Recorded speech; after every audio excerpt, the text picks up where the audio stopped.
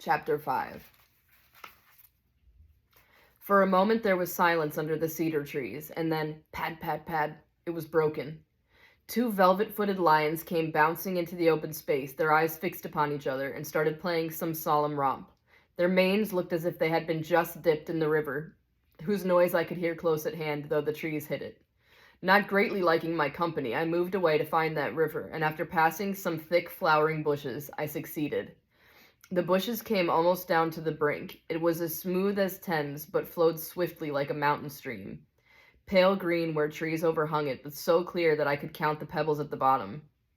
Close beside me, I saw another of the bright people, in conversation with a ghost. It was that fat ghost with the cultured voice who had addressed me in the bus, and it seemed to be wearing gaiters. Fishing, maybe. "My dear boy, I'm delighted to see you," it was saying to the spirit, who was naked and almost blindingly white. "I was talking to your father the other day and wondering where you were." "You didn't bring him?" said the other. "Well, no. He lives a long way from the bus, and to be quite frank, he's been getting a little eccentric lately. A little difficult. Losing his grip.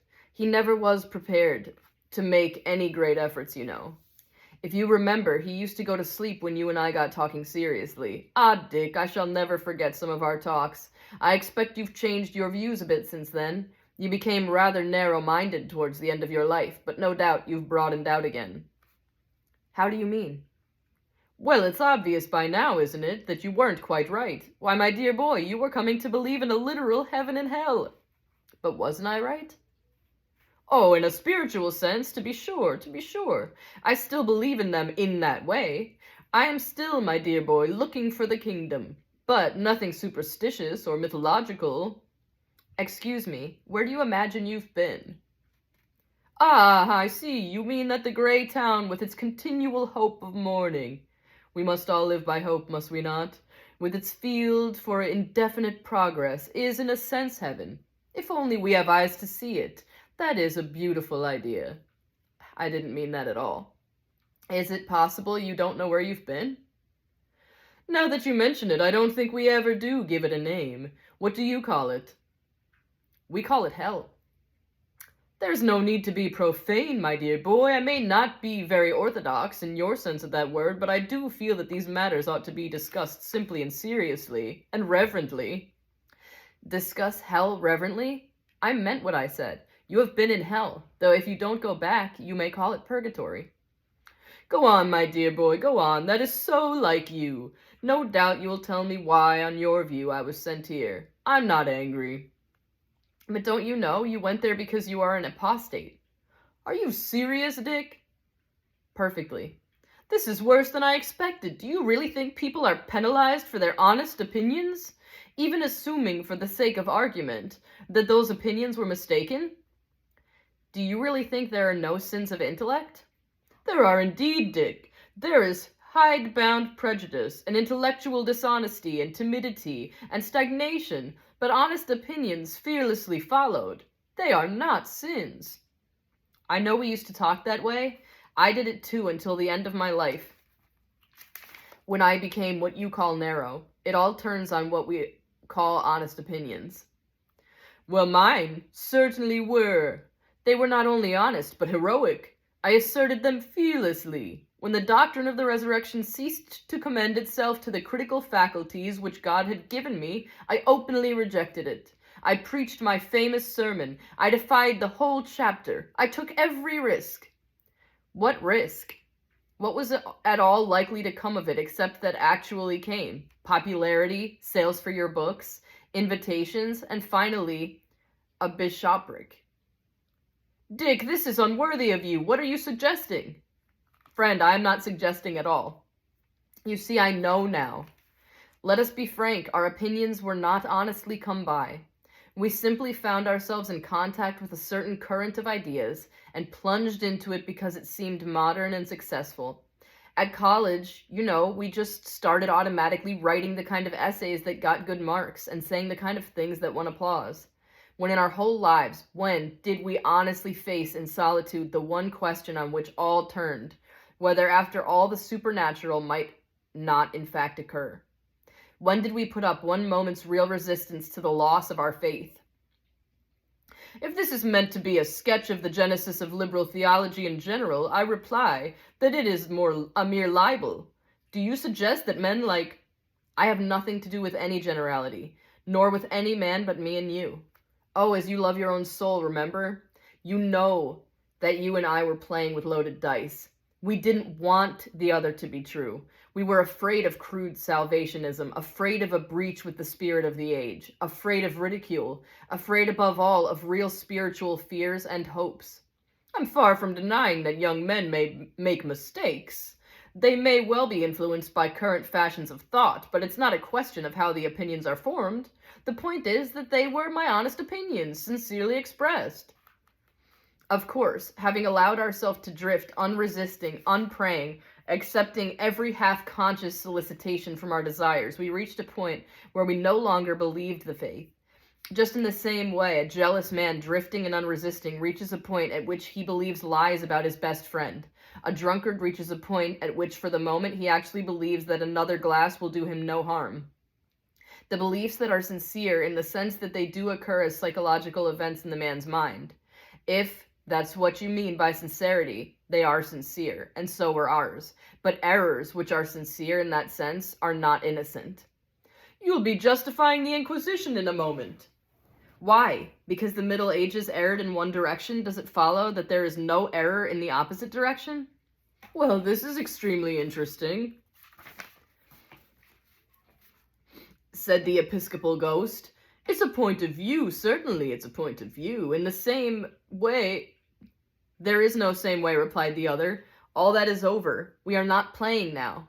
I have been talking of the past, your past and mine, only in order that you may turn from it forever. One wrench and the tooth will be out. You can begin as if nothing had ever gone wrong. White as snow. It's all true, you know. He is in me, for you, with that power, and I have come a long journey to meet you. You have seen hell. You are in sight of heaven. Will you even now repent and believe? I'm not sure that I've got the exact point you're trying to make, said the ghost. I am not trying to make any point, said the spirit. I am telling you to repent and believe. But my dear boy, I believe already. We may not be perfectly agreed, but you have completely misjudged me if you do not realize that my religion is a very real and very precious thing to me. Very well, said the other, as if changing his plan. Will you believe in me? In what sense? Will you come with me to the mountains? It will hurt at first until your feet are hardened. Reality is harsh to the feet of shadows. But will you come? Well, that is a plan. I am perfectly ready to consider it. Of course, I should require some assurances. I should want a guarantee that you are taking me to a place where I shall find a wider sphere of usefulness and scope for the talents that God has given me, and an atmosphere of free inquiry. In short, all that one means by civilization and the spiritual life. No, said the other. I can promise you none of these things. No sphere of usefulness. You are not needed there at all. No scope for your talents, only forgiveness for having perverted them. No atmosphere of inquiry, for I will bring you to the land not of questions, but of answers, and you shall see the face of God. That's going to be a cool day. But we must all interpret these beautiful words in our own way. For me, there is no such thing as a final answer. The free wind of inquiry must always continue to blow through the mind, must it not? Prove all things. To travel hopefully is better than to arrive. If that were true, and known to be true, how could anyone travel hopefully? There would be nothing to hope for. But you must feel in yourself that there is something stifling about the idea of finality. Stagnation, my dear boy. What is more destroying than stagnation? You think that because hitherto you have experienced truth only with the abstract intellect. I will bring you where you can taste it like honey and be embraced by it as by a bridegroom. Your thirst shall be quenched. Well, really, you know, I am not aware of a thirst for some ready-made truth which puts an end to intellectual activity in the way that you suggest. Will it leave me the free play of mind, Dick? I must insist on that, you know. Free as a man is free to drink while he is drinking, he is not free still to be dry. The ghost seemed to think for a moment. I can make nothing of that idea, it said. Listen, said the white spirit. Once you were a child, once you knew what inquiry was for, there was a time when you asked questions because you wanted answers. And were glad when you had found them. Become that child again, even now. Ah, but when I became a man, I put away childish things. You have gone far wrong. Thirst was made for water, inquiry for truth. What you now call the free play of inquiry has neither more nor less to do with the ends for which intelligence was given you than masturbation has to do with marriage. If we cannot be reverent here, there is at least no need to be obscene. The suggestion that I should return at my age to the mere factual inquisitiveness of boyhood strikes me as preposterous. In any case, that question and answer conception of thought only applies to matters of fact. Religion and speculative questions are surely on a different level. We know nothing of religion here. We think only of Christ. We know nothing of speculation. Come and see. I will bring you to eternal fact, the father of all facthood. I should object very strongly to describing God as a fact. The supreme value would surely be a less inadequate description. It is hardly... Do you even believe that he exists? Exists? What does existence mean? You will keep on implying some sort of static, ready-made reality, which is to speak there, and which, to our minds, have simply to conform. These great mysteries cannot be approached in that way. If there were such a thing, there is no need to interrupt, my dear boy. Quite frankly, I should not be interested in it. It would be of no religious significance. God, for me, is something purely spiritual, the spirit of sweetness and light and tolerance. And service, Dick, service. We mustn't forget that, you know. If the thirst of the reason is really dead, said the spirit, and then stopped as though pondering. Then suddenly he said, can you at least still desire happiness? Happiness? Happiness, my dear Dick, said the ghost placidly. Happiness, as you will come to see when you are older, lies in the path of duty. Which reminds me, oh, bless my soul, I'd nearly forgotten. Of course I can't come with you. I have to be back next Friday to read a paper. We have a little theological society down there. Oh, yes, there is plenty of intellectual life. Not of a very high quality, perhaps. One notices a certain lack of grip, a certain confusion of mind. That is where I can be of some use to them. There are even regrettable jealousies. I don't know why. But tempers seem less controlled than they used to be. Still, one mustn't expect too much of human nature. I feel I can do a great work among them, but you've never asked me about my paper or what's it about. I am taking the text about growing up to the measure of the stature of Christ and working out an idea which I feel sure you'll be interested in. I'm going to point out how people always forget that Jesus, here the ghost bowed, was a comparatively young man when he died. He would have outgrown some of his earlier views, you know, if he had lived, as he might have done, with a little more tact and patience. I'm going to ask my audience to consider what his mature views might have been. A profoundly interesting question. What if a different Christianity we might have had if only the founder had reached his full stature? I shall end by pointing out how this deepens the significance of the crucifixion. One feels for the first time what a disaster it was, what a tragic waste, so much promise cut short. Oh, must you be going? Well, so must I. Goodbye, my dear boy, it has been a great pleasure, most stimulating and provocative. Goodbye, goodbye, goodbye. The ghost nodded its head and beamed on the spirit with a bright, clerical smile, or with the best approach to it which such unsubstantial lips could manage, and then turned away, humming softly to itself, City of God, how broad and far. But I did not watch him long, for a new idea had just occurred to me. If the grass were hard as rock, I thought, would not the water be hard enough to walk on? I tried it with one foot, and my foot did not go in. Next moment, I stepped boldly out on the surface. I fell on my face at once and got some nasty bruises. I had forgotten that though it was, to me, solid, it was not the less in rapid motion. When I had picked myself up, I was about 30 yards further downstream than the point where I had left the bank. But this did not prevent me from walking upstream. It only meant that by walking very fast indeed, I had made very little progress. That was an emotional exchange. That was the end of chapter 5. Okay, I'm going to go on and read chapter 6 because I'm enjoying this. Hopefully you are too. The cool, smooth skin of the bright water was delicious to my feet, and I walked on it for about an hour, making perhaps a couple of 100 yards. Then the going became different. The current became swifter. Great flakes or islands of foam came swirling down towards me, bruising my shins like stones if I did not get out of their way. The surface became uneven, rounded itself into lovely hollows and elbows of water which distorted the appearance of the pebbles on the bottom and threw me off my balance so that I had to scramble to shore. But as the banks hereabouts consisted of great flat stones, I continued my journey without much hurt to my feet. An immense yet lovely noise vibrated through the forest. Hours later I rounded a bend and saw the explanation. Before me, green slopes made a wide amphitheater, enclosing a frothy and pulsating lake, into which, over many colored rocks, a waterfall was pouring. Here once again I realized that something had happened to my senses so that they were now receiving impressions which would normally exceed their capacity. On Earth, such a waterfall could not have been perceived at all as a whole. It was too big. Its sound would have been a terror in the woods for 20 miles. Here, after the first shock, my sensibility took both. As a well-built ship takes a huge wave, I exulted. The noise, though gigantic, was like giants' laughter, like the revelry of a whole college of giants together laughing, dancing, singing, roaring at their high works. Near the place where the fall plunged into the lake there grew a tree, wet with the spray, half veiled in foam bows, flashing with the bright innumerable birds that flew among its branches. It rose in many shapes of billowy foliage, huge as a fenland cloud.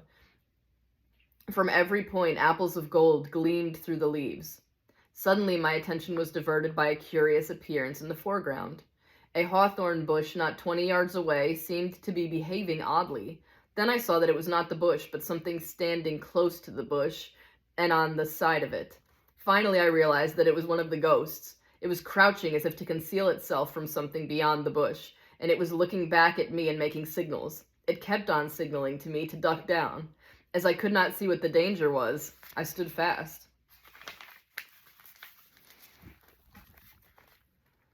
Presently, the ghost, after peering around in every direction, ventured beyond the hawthorn bush. It could not get on very fast because of the torturing grasses beneath its feet, but it was obviously going as fast as it possibly could, straight for another tree. There it stopped again, standing straight upright against the trunk, as though it were taking cover. Because the shadow of the branches now covered it, I could see it better. It was my bowler-hatted companion, the one whom the big ghost had called Ike. After it had stood panting at the tree for about 10 minutes and carefully reconnoitered the ground ahead, it made a dash for another tree, such a dash as was possible to it. In this way, with infinite labor and caution, it had reached the great tree in about an hour. That is, it had come within 10 yards of it. Here it was checked. Round the tree grew a belt of lilies, to the ghost an insuperable obstacle. It might as well have tried to tread down an anti-tank trap as to walk on them. It lay down and tried to crawl between them, but they grew too close and they would not bend, and all the time it was apparently haunted by the terror of discovery. At every whisper of the wind it stopped and cowered. Once, at the cry of a bird, it struggled back to its last place of cover, but then desire hounded it out again, and it crawled once more to the tree.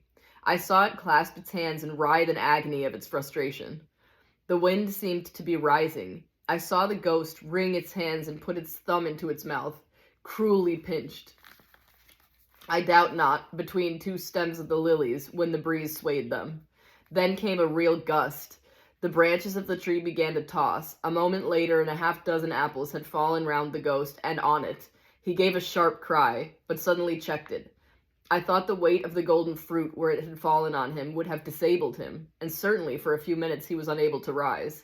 He lay whimpering, nursing his wounds. But soon he was at work again. I could see him feverishly trying to fill his pockets with apples. Of course it was useless. One could see how his ambitions were gradually forced down.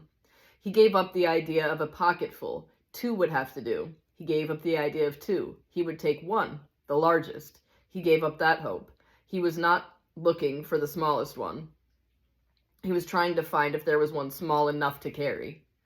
The amazing thing was that he succeeded. When I remembered what the leaf had felt like when I tried to lift it, I could hardly help admiring this unhappy creature when I saw him rise, staggering to his feet, actually holding the smallest of the apples in his hands. He was lame from his hurts, and the weight bent him double, yet even so, inch by inch, still availing himself of every scrap of cover, he set out on his Via Dolorosa to the bus carrying his torture. "Fool, put it down," said a great voice suddenly. It was quite unlike any other voice I had heard so far. It was a thunderous, yet liquid voice, with an appalling certainty that I knew the waterfall itself was speaking. And I saw now, though it did not cease to look like a waterfall, that it was also a bright angel who stood like one crucified against the rocks, and poured himself perpetually down towards the forest with loud joy. "Fool," it said, "put it down. You cannot take it back. There is not room for it in hell. Stay here and learn to eat such apples. The very leaves and the blades of grass in the wood will delight to teach you." Whether the ghost heard or not, I don't know. At any rate, after pausing for a few minutes, it braced itself anew for its agonies and continued with even greater caution until I lost sight of it. All right, that was chapter 6. So I'm going to read chapter 7. Although I watched the misfortunes of the ghost in the bowler with some complacency, I found, when we were left alone, that I could not bear the presence of the water giant. It did not appear to take any notice of me, but I became self-conscious, and I rather think there was some assumed nonchalance in my movements as I walked away over the flat rocks, downstream again.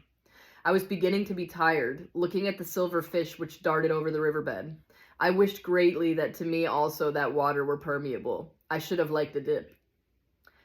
"Thinking of going back?" said a voice close at hand. I turned and saw a tall ghost standing with its back against a tree, chewing a ghostly cheroot. It was that of a lean, hard-bitten man with gray hair and a gruff but not uneducated voice, the kind of man I have always instinctively felt to be reliable. Me too.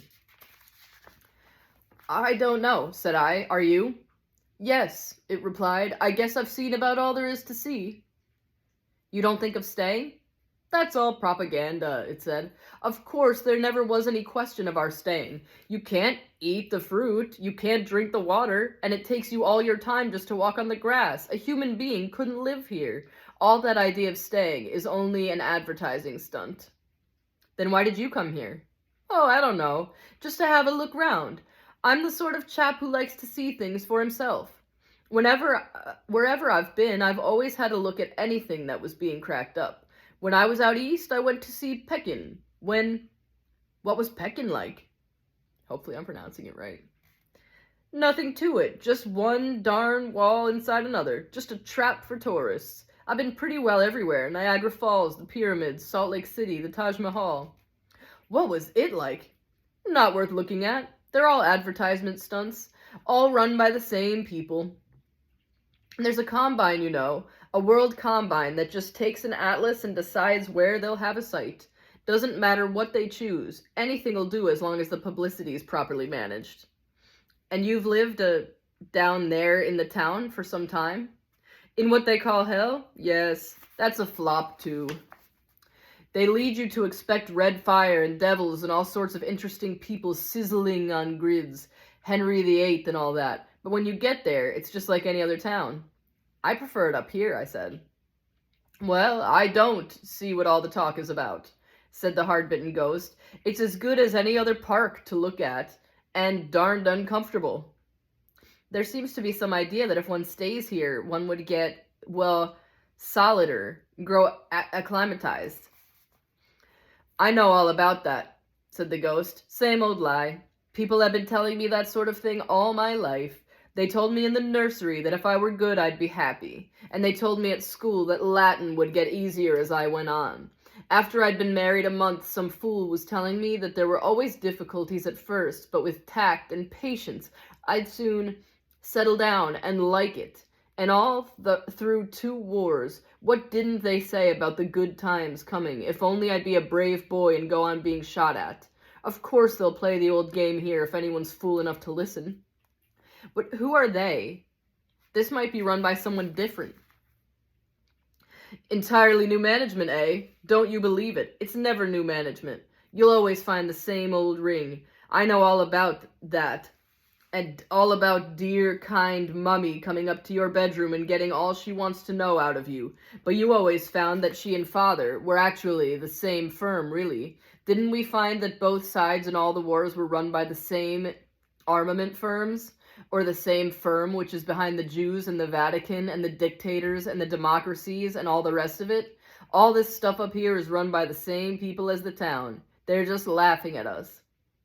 I thought they were at war. Of course you did. That's the official version. But who's ever seen any sign of it? Oh, I know that's how they talk.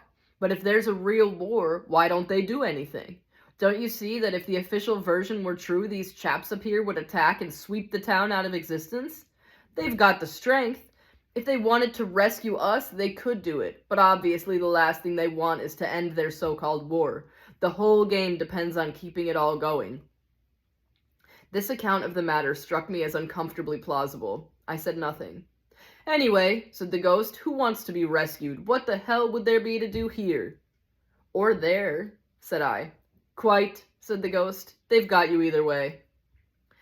What would you like to do if you had your choice? I asked. There you go, said the ghost with certain triumph, asking me to make a plan. It's up to the management to find something that doesn't bore us, isn't it? It's their job. Why should we do it for them? That's just where all the parsons and moralists have got the thing upside down. They keep on asking us to alter ourselves. But if the people who run the whole show are so clever and powerful, why don't they find something to suit their public? All this poppycock about growing harder so that the grass doesn't hurt our feet now. Now, there's a good example. What would you say if you went to a hotel where the eggs were all bad, and when you complained to the boss, instead of apologizing and changing his dairyman, he just told you that if you tried, you'd get to like bad eggs in time? Well, I'll be getting along, said the ghost after a short silence. You coming my way? There doesn't seem to be much point in going anywhere on your showing, I replied.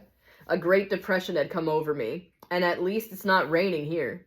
Not at the moment, said the hard-bitten ghost, but I never saw one of these bright mornings that didn't turn to rain later on. And by gum, when it does rain here, oh, you hadn't thought of that. It hadn't occurred to you that with the sort of water they have here, every raindrop will make a hole in you, like a machine gun bullet. That's their little joke, you see. First of all, tantalize you with ground you can't walk on and water you can't drink, and then drill you full of holes. But they won't catch me that way. A few minutes later, he moved off. That was chapter 7. I'm going to read chapter 8.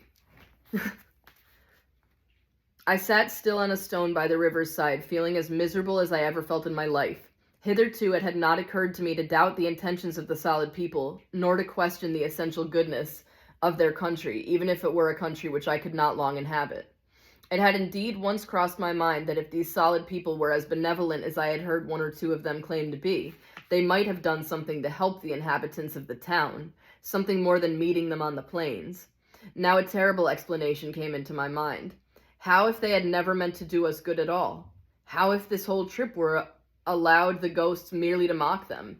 Horrible myths and doctrines stirred in my memory. I thought how the gods had punished Tantalus.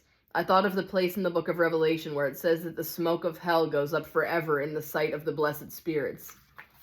I remembered how poor Cowper, dreaming that he was not after all doomed to perdition, at once knew the dream to be false and said, "These are the sharpest arrows in his quiver." And what the hard-bitten ghost had said about the rain was clearly true. Even a shower of dewdrops from a branch might tear me to pieces. I had not thought of this before, and how easily I might have ventured into the spray of the waterfall. The sense of danger, which had never been entirely absent since I left the bus, awoke with sharp urgency. I gazed around on the trees, the flowers, the talking cataract. They had begun to look unbearably sinister.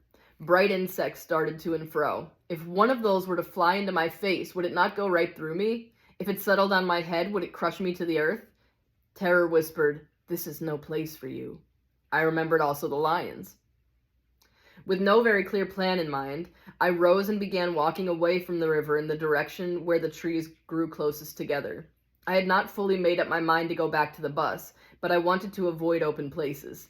If only I could find a trace of evidence that it was really possible for a ghost to stay.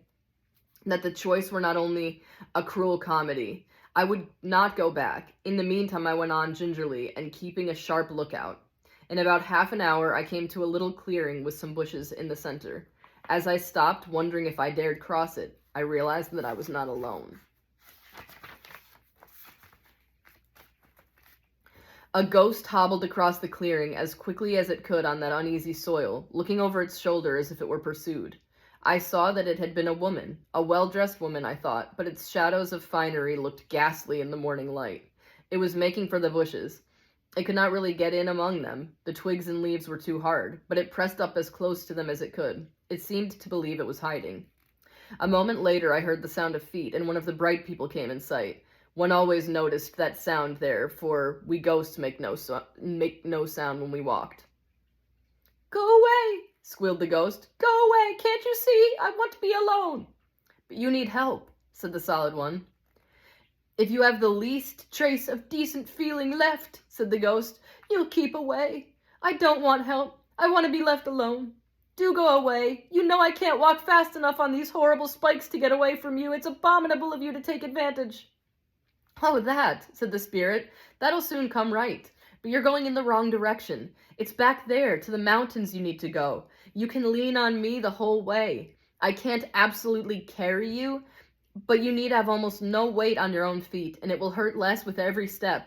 "I'm not afraid of being hurt, you know that." "Then what is the matter?" "Can't you understand anything? Do you really suppose I'm going out there among all those people like this?" "But why not?" "I'd never have come at all if I'd known you were all going to be dressed like that." "Friend, you see I'm not dressed at all." "I didn't mean that. Do go away." "But can't you even tell me?" "If you can't understand, there'd be no good trying to explain it. How can I go out like this among a lot of people with real solid bodies? It's far worse than going out with nothing on would have been on earth. Have everyone staring through me." "Oh, I see. But we were all a bit ghostly when we first arrived, you know. That'll wear off. Just come out and try." "But they'll see me." "What does it matter if they do?" "I'd rather die." "But you've died already. There's no good trying to go back to that." The ghost made a sound, something between a sob and a snarl. "I wish I'd never been born," it said. "What are we born for?" "For infinite happiness," said the spirit. "You can step out into it at any moment." "But I tell you, they'll see me." "An hour hence and you will not care. A day hence and you will laugh at it. Don't you remember on Earth there were things too hot to touch with your finger, but you could drink them all right? Shame is like that. If you will accept it, if you will drink the cup to the bottom, you will find it very nourishing, but try to do anything else with it and it scalds." "You really mean?" said the ghost, and then paused. My suspense was strained up to the height. I felt that my own destiny hung on her reply. I could have fallen at her feet and begged her to yield. "Yes," said the spirit, "come and try." Almost, I thought the ghost had obeyed. Certainly it had moved. But suddenly it cried out, "No, I can't, I tell you I can't.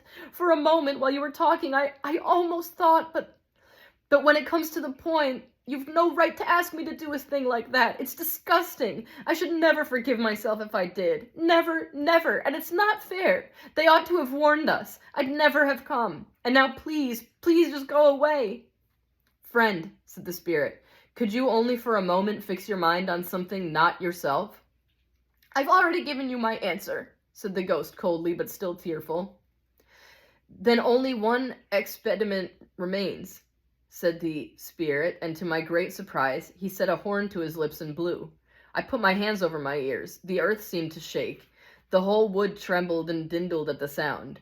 I suppose there must have been a pause after that, though there seemed to be none, before I heard the thudding of hoofs, far off at first, but already nearer before I had well identified it, and soon so near that I began to look for a place of safety. Before I had found one, the danger was all about us. A herd of unicorns came thundering through the glades, 27 hands high, the smallest of them, and white as swans but for the red gleam in their eyes and nostrils flashing indigo of their horns. I can still remember the squelching sound of the soft, wet turf under their hoofs. The breaking of the undergrowth, the snorting and the whinnyings, how their hind legs went up and their horned heads down in mimic battle. Even then I wondered for what real battle it might be the rehearsal. I heard the ghost scream, and I think it made a bolt away from the bushes, perhaps toward the spirit, but I don't know.